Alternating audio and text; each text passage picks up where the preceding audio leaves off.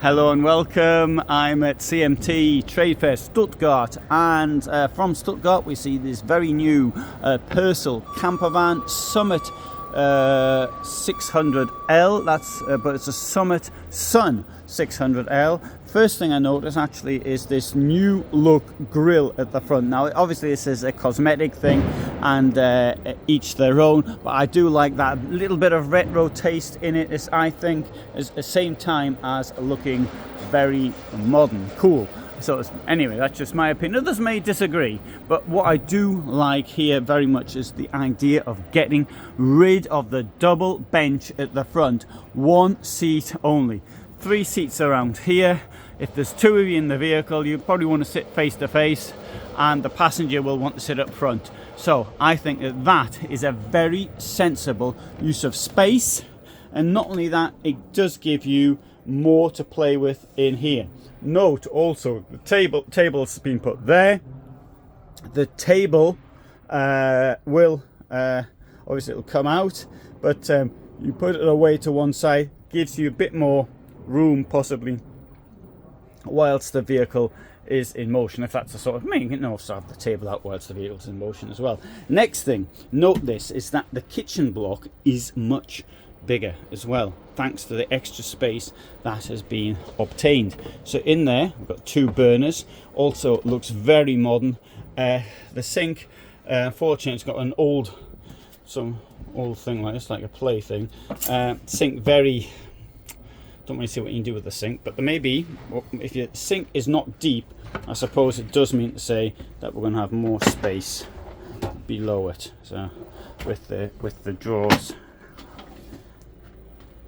Okay, and the front part, obviously we've got the fridge opens both ways. That's a normal sort of domestic fridge. Also kitchen extension, but because we've got the fridge here, we've got the extension there. Now let's have a look in here. Now, isn't this original?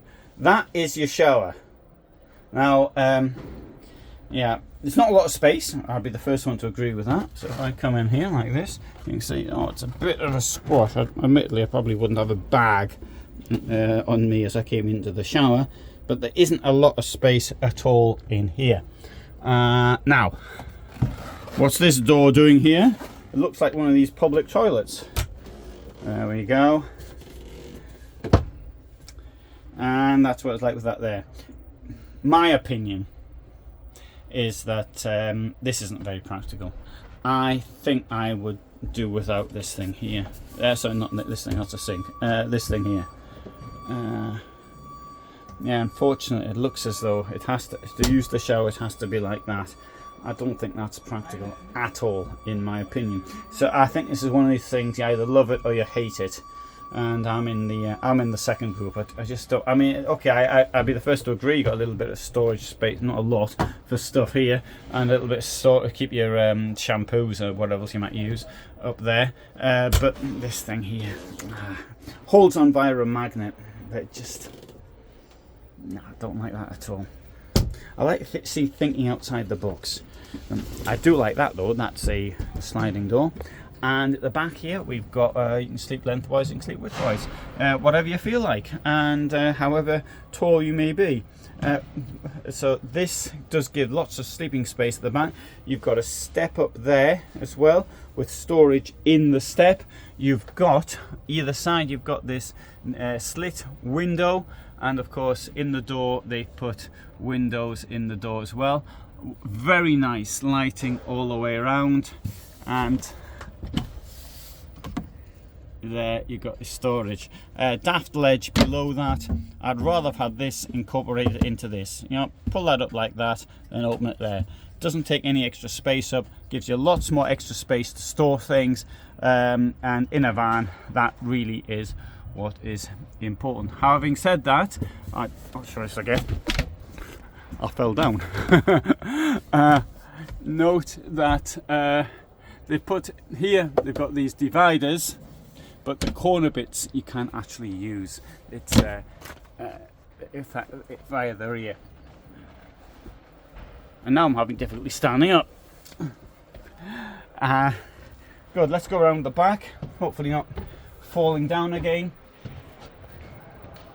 You can see what's going on in your vehicle from up here. You've got all of this. There are companies, incidentally, make things which put all of this into one panel for those that don't want a separate phone for Troom, a separate one for Dometic. Your temperature control. But anyway, there are that. And look at this. We've also got this thing here, a drop down. This drops down and gives you a bit more space. You've got the choice. You can now use this for storage above, or you can put it up like that, as I like it, and have plenty of space ahead. That's another good point. So we'll have a look at the rear. Right, as you can see, all this will come up. You can can't lift it up. These come up really easily. And when you take the bed to pieces, the bed will hold up. You can see that we've got things to hold the bed up with, so it'll hold up there if you want to carry big boxes around or whatever. Your bicycle can go in there or something like that. In here, space for 2 gas canisters.